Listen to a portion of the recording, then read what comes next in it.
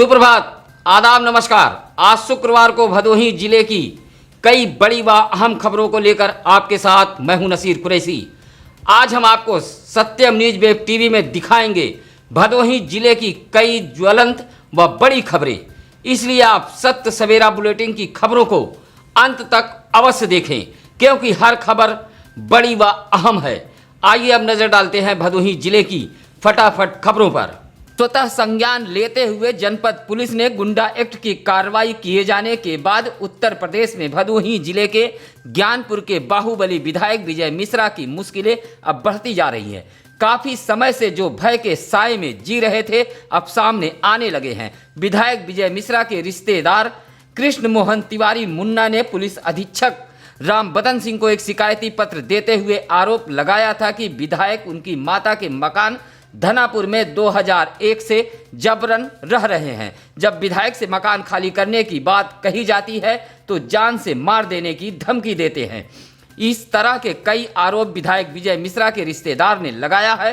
शिकायती पत्र देने के बाद पुलिस अधीक्षक के निर्देश पर गोपीगंज पुलिस ने विधायक विजय मिश्रा, उनकी पत्नी एमएलसी रामलली मिश्रा व उनके पुत्र विष्णु मिश्रा पर कई धाराओं में मुकदमा दर्ज किया है। आरोप है कि विधायक, उनकी पत्नी व पुत्र जबरन अपने रिश्तेदार के मकान पर कब्जा कर रहे हैं और एक वसीयत तैयार कर बंधक बनाकर हस्ताक्षर कराना चाहते हैं और जान से मार देने की धमकी दे रहे हैं।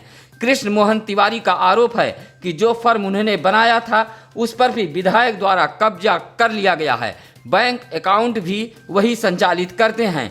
गोपीगंज कोतवाली पुलिस मुकदमा दर्ज करने के बाद पीड़ित कृष्ण मोहन तिवारी को गनर सहित उनके आवास पर सुरक्षा व्यवस्था मुहैया करा दी है। हालांकि इस संबंध में अभी तक विधायक ज्ञानपुर की तरफ से कोई भी सफाई नहीं दी गई है। ये कृष्ण मोहन तिवारी जो घनापुर के रहने वाले हैं और विधायक के रिश्तेदार भी हैं, उन्होंने एक तहरीर दिया है कि सर विधायक, उनकी पत्नी और बेटे हमारे मकान में ज़बरदस्ती रह रहे हैं और अब एक वसीयत बना करके हमें जान से मारने की धमकी दे करके बंधक भी बनाया और उस पर दस्तखत कराना चाह रहे हैं और हमारी सारी प्रॉपर्टी लेना चाह रहे हैं।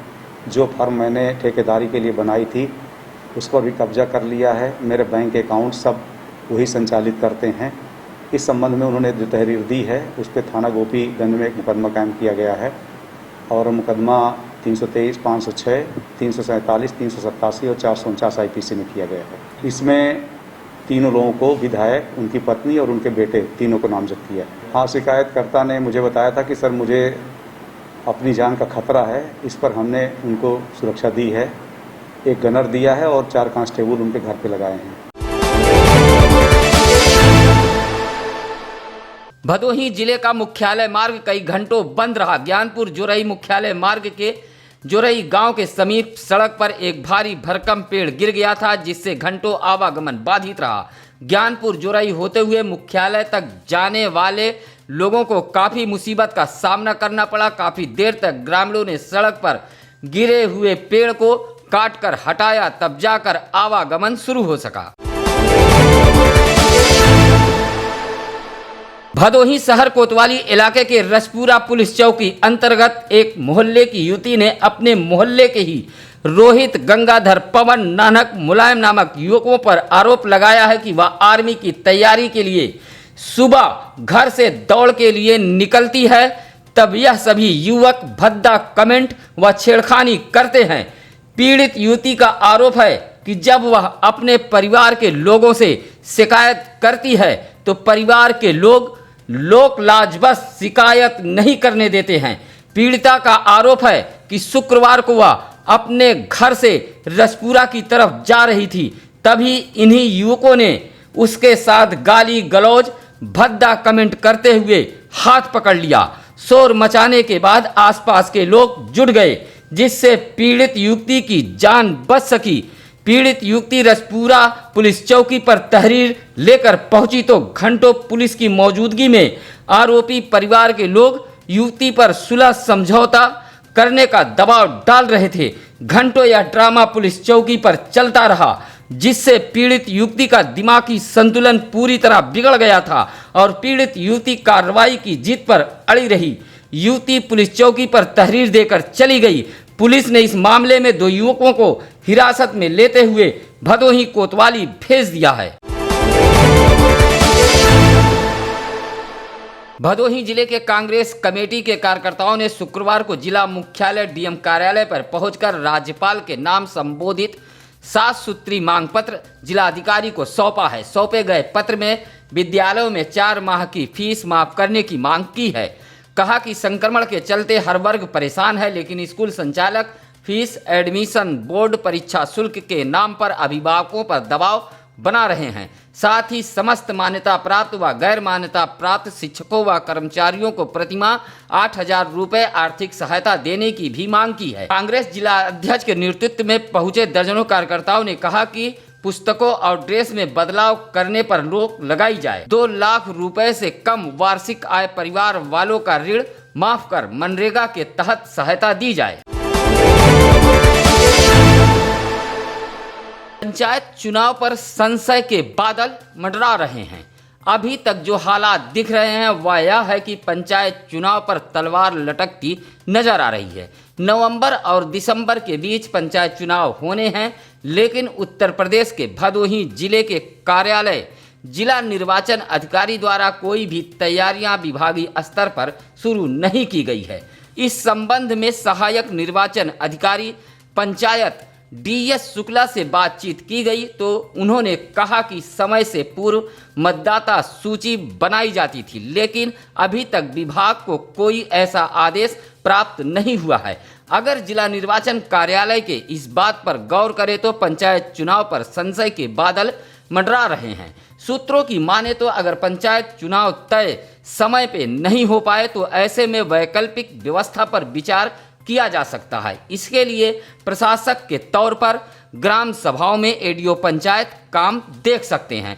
वहीं क्षेत्र पंचायत में SDM व जिला पंचायत में DM को प्रशासक नियुक्त किया जा सकता है। आपको बता दें कि समूचे प्रदेश में जिला स्तर पर भी प्रशासन अपने संसाधनों के साथ वायरस को रोकने में जुटा हुआ है। ऐसे में इस महामारी के समय चुनाव टलने की प्रबल संभावना बनी हुई है। वाहन चेकिंग के दौरान भदोही जिले की सुरियावा पुलिस को बड़ी कामयाबी हाथ लगी है। 1,10,000 रुपए के कीमत की चांदी की सिल सहित एक चोरी की बाइक संग प्रयागराज के रामबाग निवासी संदीप वर्मा उर्फ सोनू को गिरफ्तार करने में सुरियावा पुलिस कामयाब हुई है। सुरियावा पुलिस पुरानी बाजार तिराहा के समीप वाहन चेकिंग अभियान चला रही थी, तभी एक संदिग्ध बाइक सवार पुलिस को देख भागने लगा। पुलिस ने रोककर तलाशी ली तो जहां उसकी बाइक मीरगंज से चोरी की निकली तो वहीं उसके पास से 1,10,000 रुपए के कीमत का चांदी का सिल बरामद हुआ।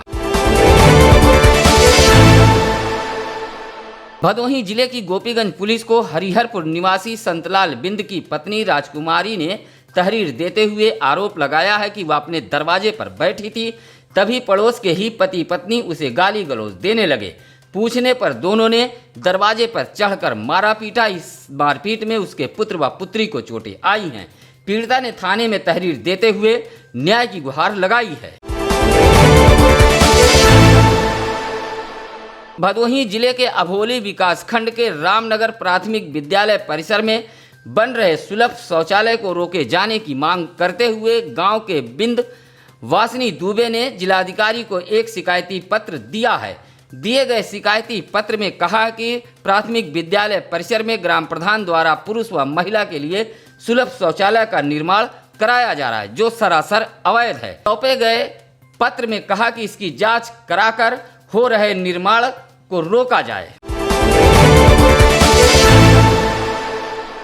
भदोही जिले के वाराणसी जंघई रेल मार्ग के भदोही रेलवे स्टेशन के पूर्वी छोर अहमदगंज गजिया रेलवे क्रॉसिंग पार करते समय एक बाइक से मालगाड़ी टकरा गई, जिससे बाइक के परखचे उड़ गए। इस संबंध में RPF पुलिस चौकी इंचार्ज AK सिंह ने बताया कि शुक्रवार की दोपहर करीब 1 बजे बाइक संख्या UP 62 M 4216 का चालक रेलवे क्रॉसिंग पार कर रहा था। तभी भदोही से वाराणसी की तरफ जा रही मालगाड़ी को आता देख चालक बाइक छोड़कर भाग खड़ा हुआ, जिससे बाइक मालगाड़ी से टकरा गई। बाइक को कब्जे में लेते हुए मुकदमा दर्ज कर लिया गया है। हादसे में बाइक के परखचे उड़ गए हैं। भदोही जिले के सुरियामा विकास खंड अंतर्गत करियाव बाजार का सरोज बस्ती मार्ग लगभग 2 वर्षों से बदहाल पड़ा है।